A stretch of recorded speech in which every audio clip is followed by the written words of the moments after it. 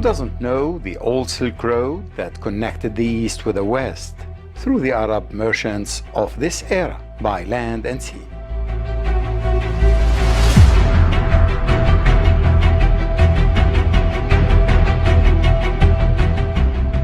In this program, we are going to revive that history inspired by the vision of His Highness the Emir for New Kuwait 2035.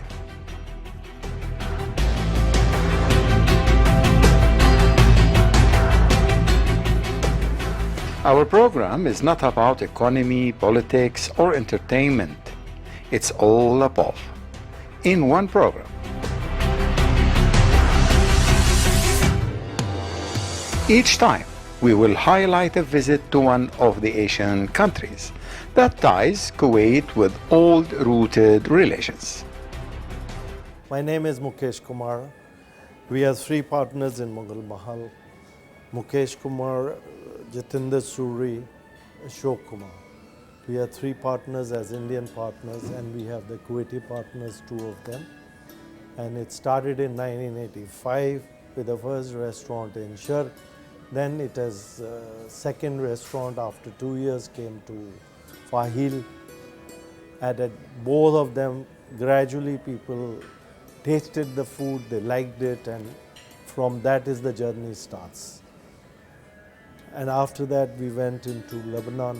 Even we were there in Lebanon after the Lebanon came back to the normal situation. And we had a restaurant over there for almost 2 years, but this business was not as, because probably the Lebanon was not that easily to grow up.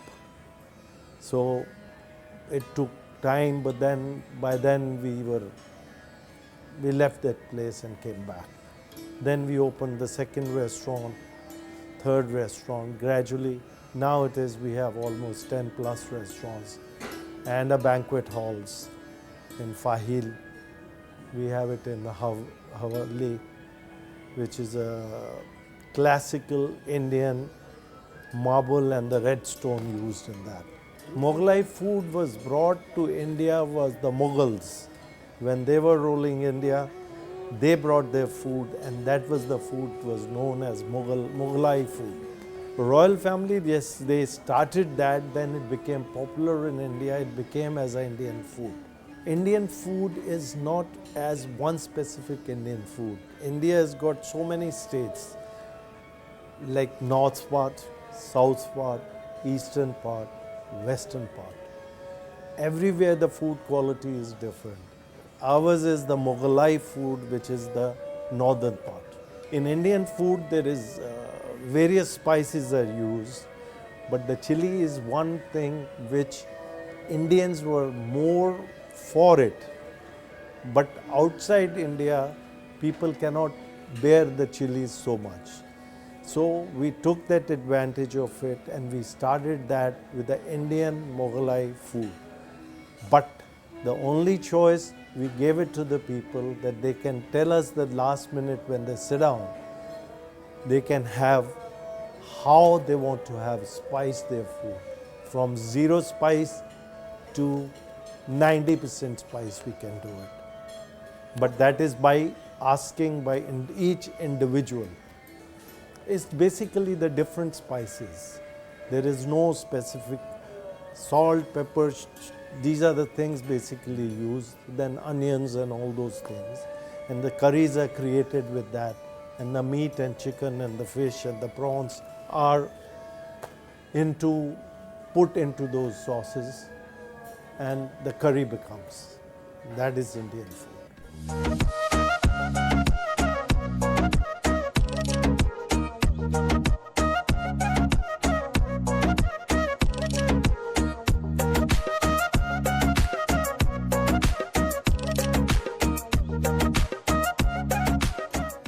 Well, yes, being India, yes, there would be a different food, different taste in India, in Indian food. But what we are using, only the Indian Mughlai food. There is Gujarati food, there is Maharashtrian food, there is UPite food.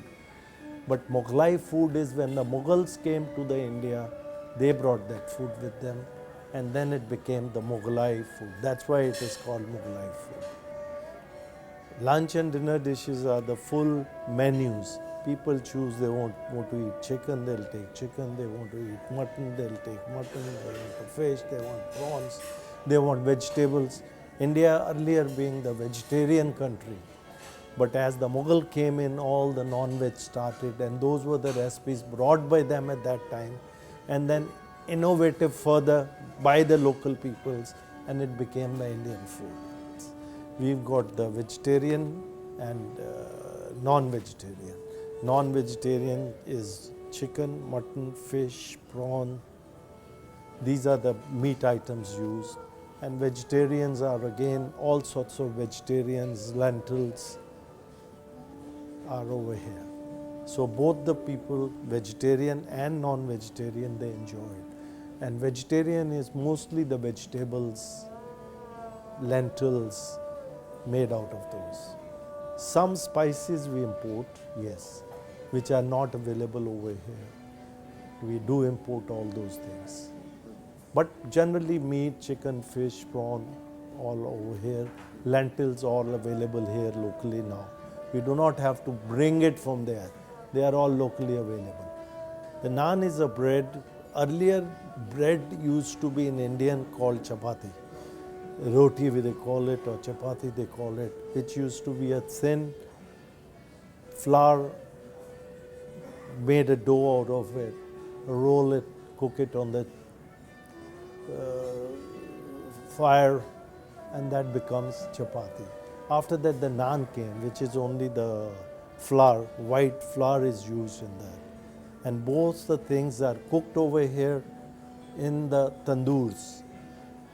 Whereas at home people do it on hot plate.